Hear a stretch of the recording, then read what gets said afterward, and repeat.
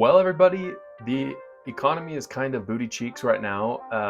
Just having a little fun with the name of today's episode because today's episode of the Josh Carr Show, we will be talking about the state of the economy. For this episode, I am partnered with Ground News, a little bit more from them later.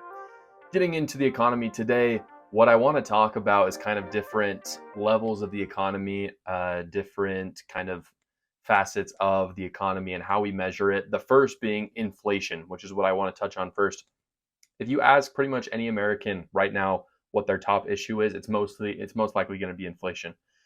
Inflation over the last, almost 3 years at this point has been running rampant at about 8% on average, which is the worst it's been in a while.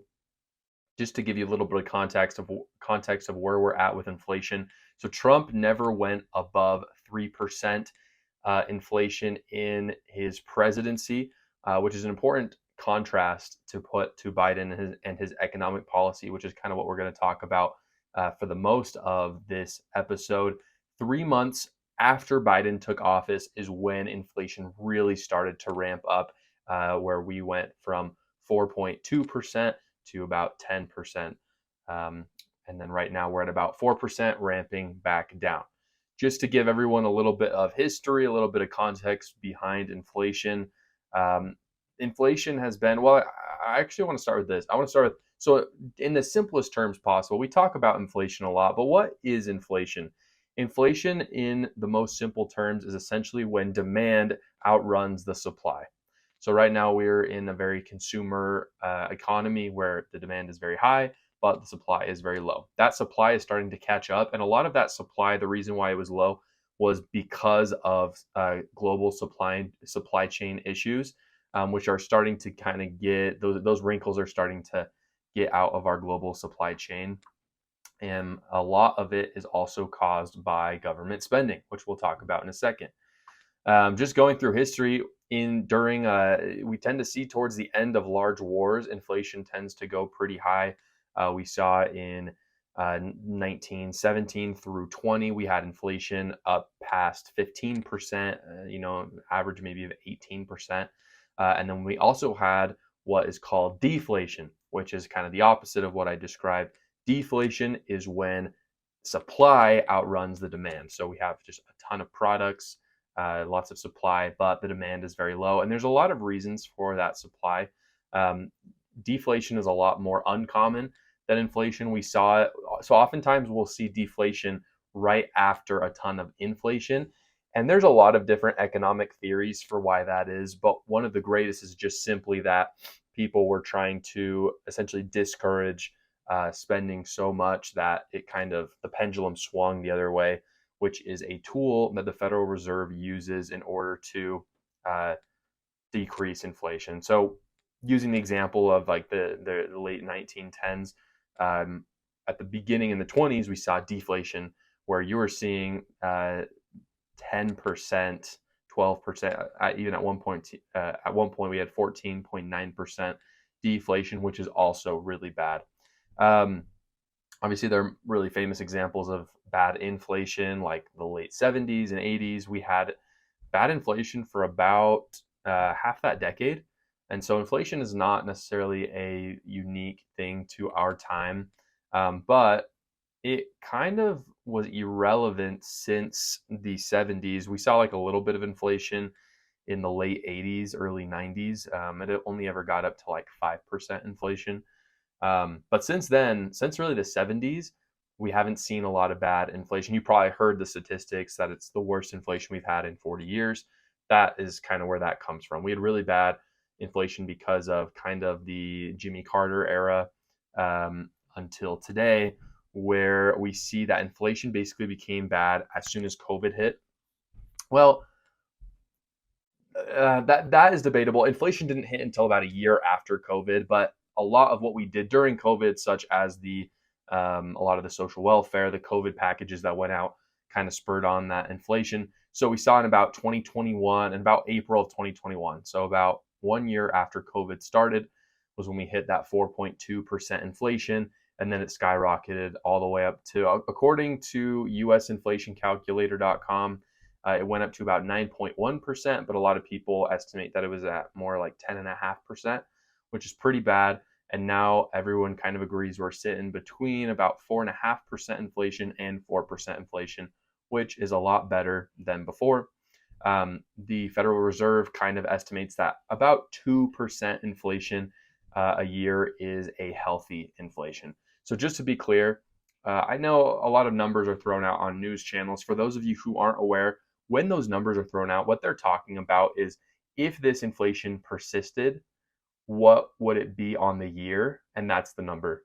So when you hear 4% inflation, it's not saying that inflation is going to go up 4% in that month.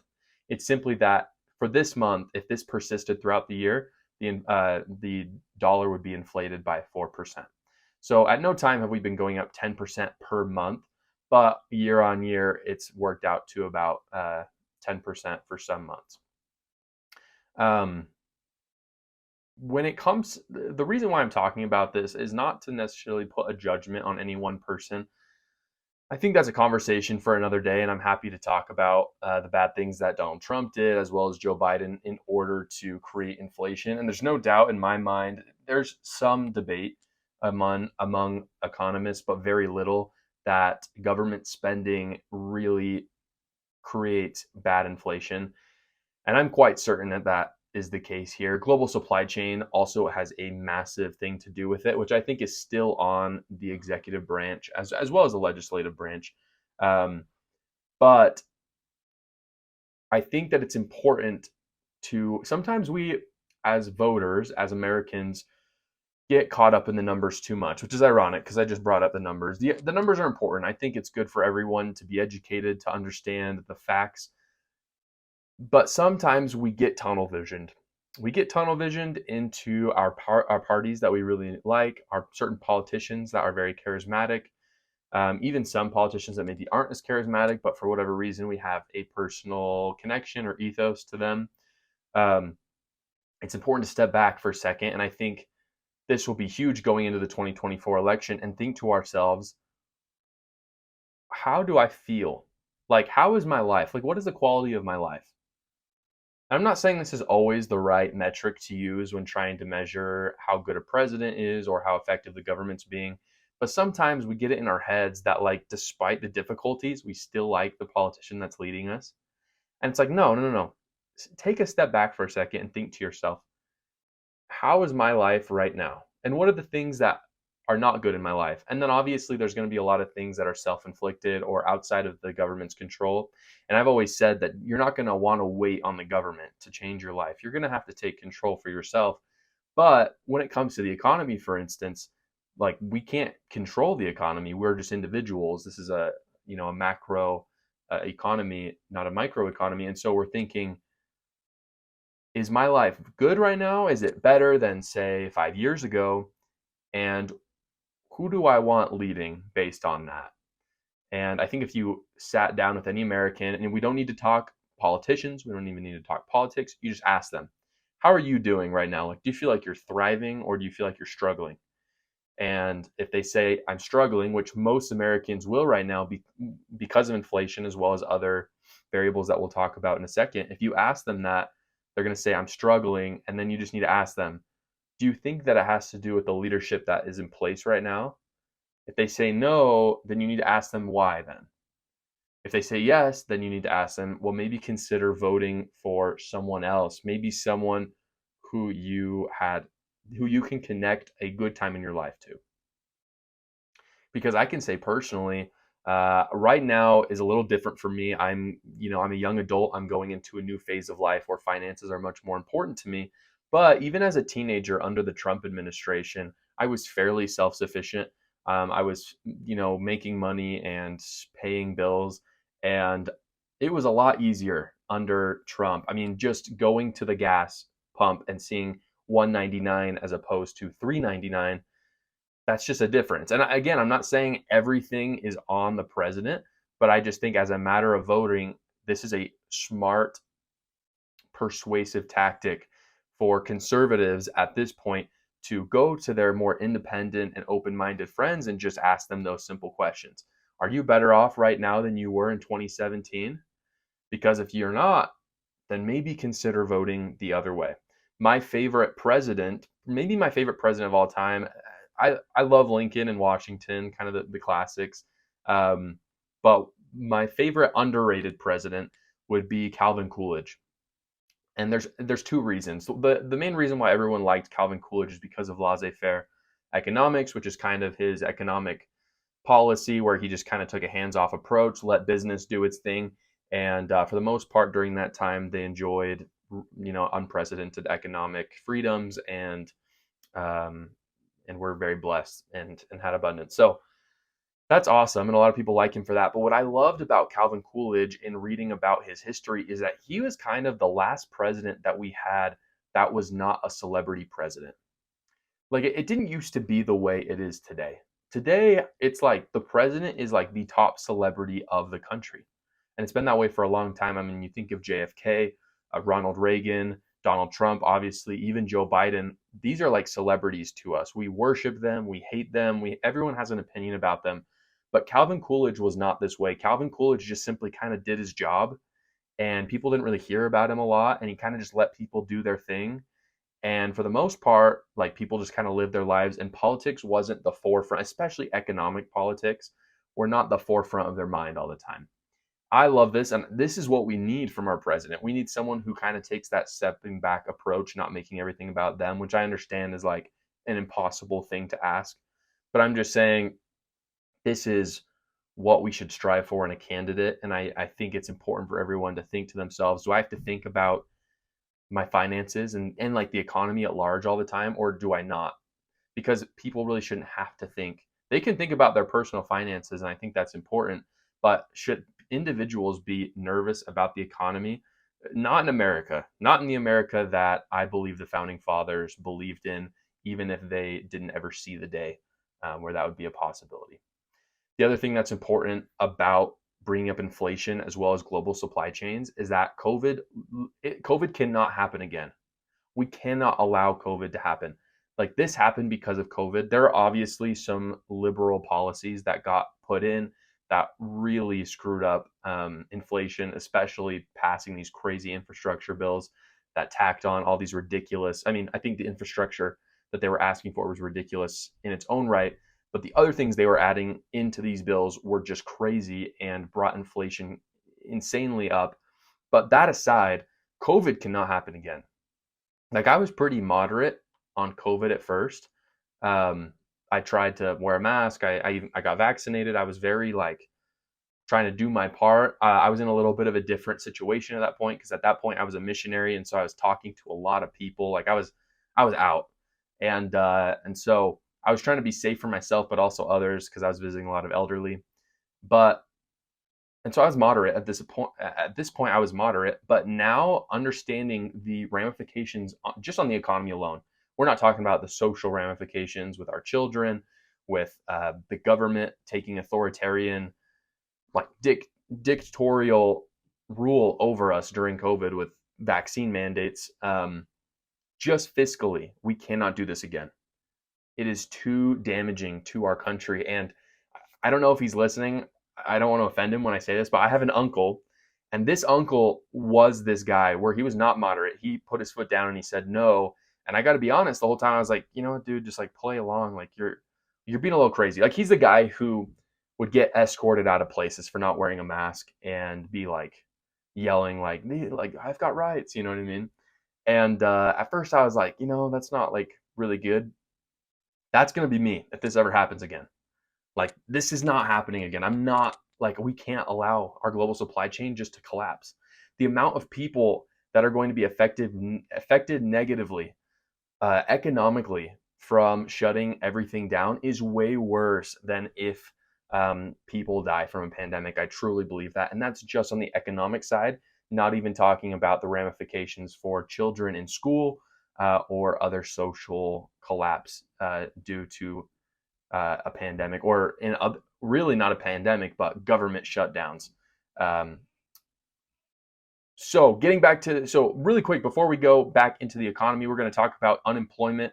We're going to talk about interest rates as well as energy. I want to talk about the partner for this podcast today. Ground News is the all world media in one place service. That's right, Ground News is a website and app that gathers news from a staggering 50,000 sources worldwide. What sets Ground News apart is its ability to show you how breaking news is being covered across the political spectrum. It's like having a front row seat to the diverse perspectives of the world. With Ground News, you can easily compare coverage from various outlets and get a complete picture of the story.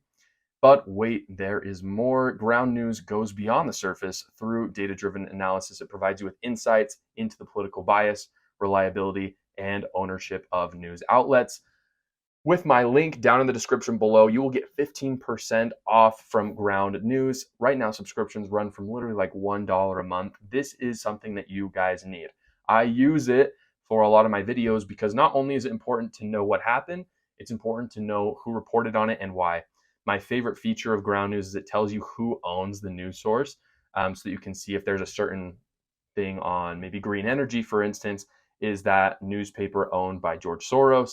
So you can see the political biases behind it. Again, go to my link down below. You'll get 15% off. It is a great service. All right, back to the economy. Unemployment is the next kind of measurement of the economy. And unemployment has been very interesting with COVID because it got really bad and then it was pretty decent and it remains decent. Joe Biden in his presidency has had a pretty good track record with unemployment. The biggest lie, though, that they'll set, like, unemployment rates are important to look at. What is kind of crap is to find out how many jobs have been created. You'll hear from the left a lot how many jobs that Biden has created, but it's not a legit number because Joe Biden literally like axed millions of jobs because of COVID and then just kind of brought them back. So they're not real numbers. So those aren't numbers you should pay attention to. I think the unemployment rate is important to look at. If we look over on the U.S. Bureau of Labor Statistics, we can see that basically under Trump, his 4 years, it sat at a pretty comfortable. It was better than most times. It sat at about 4%, 3.8% unemployment rate, which is really healthy. Better than the previous 4 years, which was sitting at an average of like 6.5%. COVID hits under Trump in about April.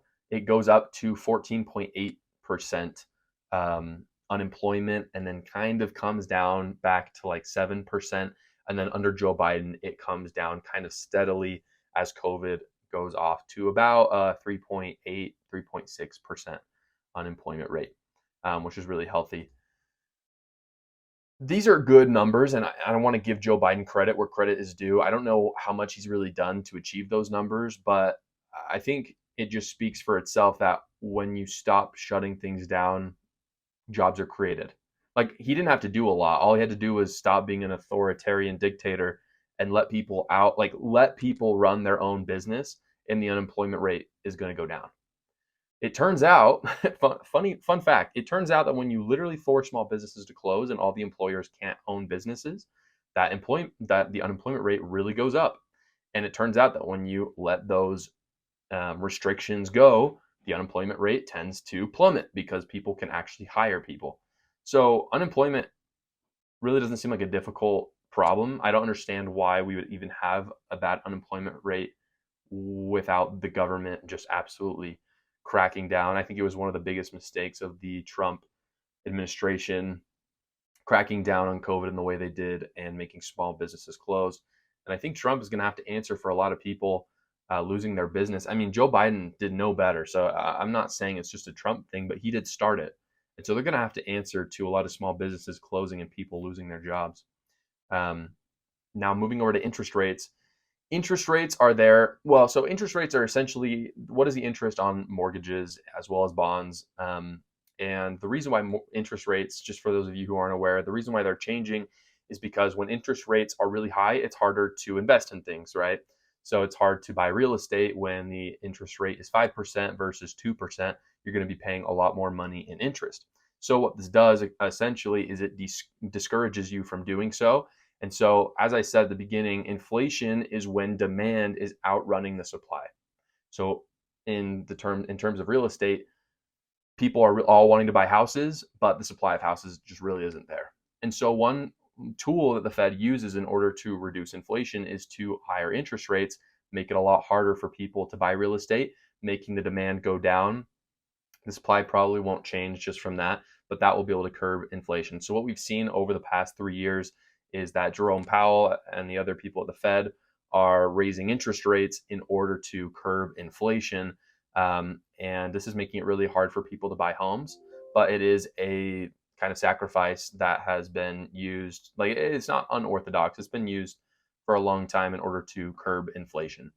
Um, the the thing that's important, I think, to realize about this, when politicians get on the air and they say they want to make it easy for Americans to buy homes and be able to be homeowners, just understand that that's not true. Like, if they're raising interest rates, that is just by definition that can't be true. So Biden cannot have it both ways right now. He can't say, I want all Americans to be able to afford a home and I want inflation to go down. Because by definition, when you raise interest rates, what you're telling people is that I don't want you to buy a house. And I don't want you to buy a house because that means inflation will probably go down. That's what he's saying. Luckily, because inflation is going down, hopefully interest rates will also go down. It seems like from what the Fed has said, that's what's going to happen. So we're kind of getting over the hump there. Just looking at interest rates for a second. The highest interest rates have ever been was in September of 1981, which you remember that was about when inflation went really bad under Jimmy Carter. And so it would make sense that interest rates went really high to curb that. It was at 15.8%, which is like ludicrous, essentially makes it impossible for anyone to buy a house. The all-time low was recently under Donald Trump in 2020, where interest rates were 0.5%. And this was probably because inflation was also at a low. So they tend to kind of go in tandem together. Right now, we're sitting at about like it looks like we're sitting at 6.6%, which is pretty dang high. Hopefully it goes down. It's been pretty much a steady increase since the lowest, which was in 2020. And it makes it, I did some math actually today on a home. It makes it incredibly expensive to buy a house, even just with 1 percentage point higher under the interest rates for homes. So if that can lower, essentially that's going to make the real estate market boom a lot more, and it will mean that demand once again is going to skyrocket. And the question is, will supply match that? And that will determine if inflation or deflation will happen.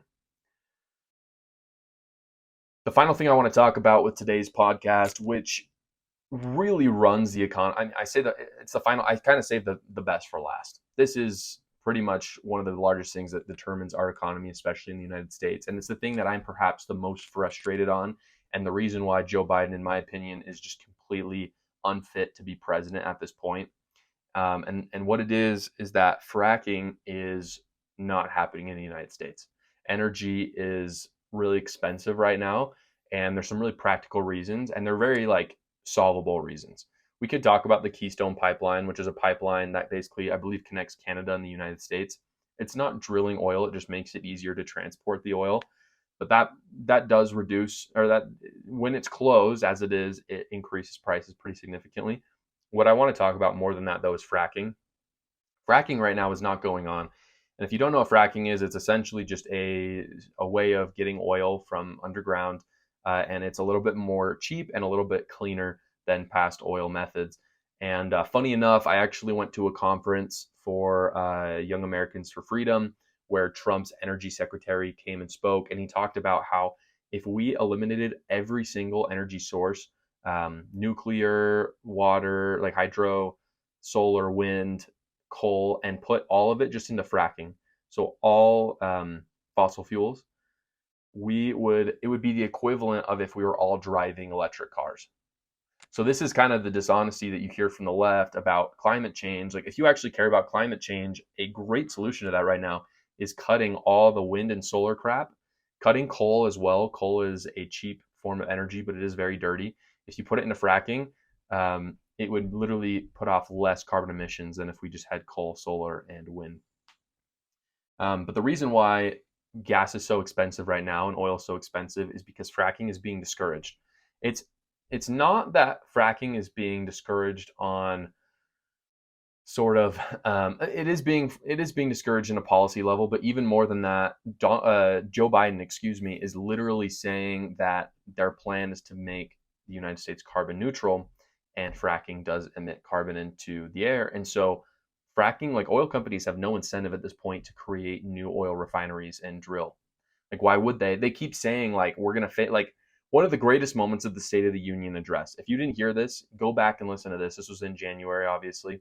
Um, the In the State of the Union, Joe Biden gets up and he talks about being clean energy, and he says, and by the way, we're still fracking and we're going to be doing that for like probably 5 more years. So I don't know why my Republicans keep freaking out.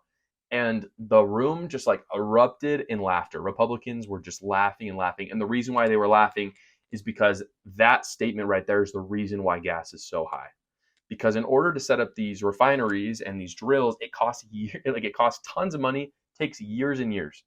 So if it takes 5 years to build an oil drill and a refinery, and they invest all that money into it just to have Joe Biden crack down on policy that makes it illegal, why would they do that? So they're not incentivized to do it. For that reason, gas has gone up.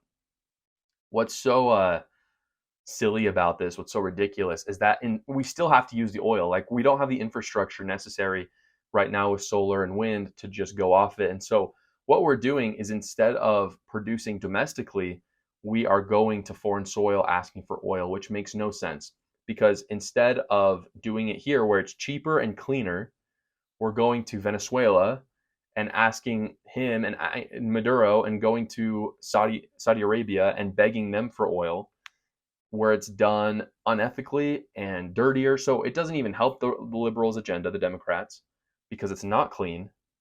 You're using probably child labor to make it happen, maybe other slave labor in Saudi Arabia, and you're giving money to our enemies like Maduro and Venezuela. So it makes literally no, like, I can't fathom it.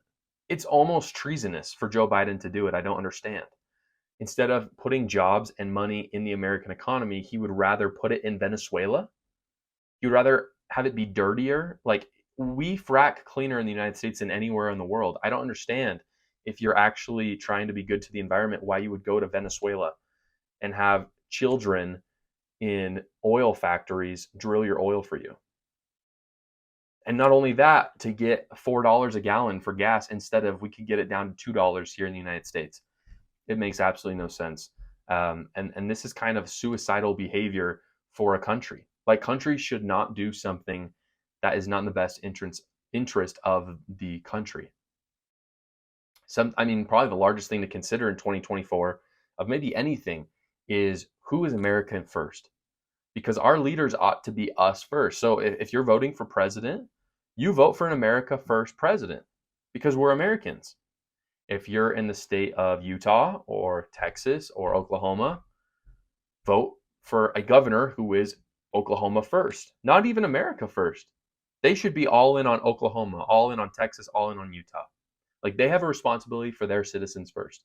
If you're voting for a mayor in your city, don't vote in a mayor who is hyped about the city next door. They should be pulling for your city to be the best city in the world. So this is important to consider in 2024, along with asking your neighbors how their quality of life is. This is a very persuasive thing to do in order to get independence on our side. We don't want leaders in who are helping Ukraine, like Joe Biden. He cares more about Ukraine than he cares about gas prices in the United States for his own citizens. He cares about paying Maduro the big bucks instead of incentivizing American companies to frack. That is not what a good leader does. That is something that all of us need to consider when choosing our nominee for our parties, as well as in the final election, as well as our senators and our congressmen, because they have great influence over energy as well as the economy in the United States. With that, thank you so much for watching this episode of the Josh Carr Show. Everyone, remember to go back to that description down below for that link. You'll get 15% off to Ground News. It is a fantastic company, a great resource to you in finding truth. As well as, if you're on YouTube, please go down below, like, subscribe, comment down below what you think about this episode, if you disagree or agree on the economy and what's going on. Thanks.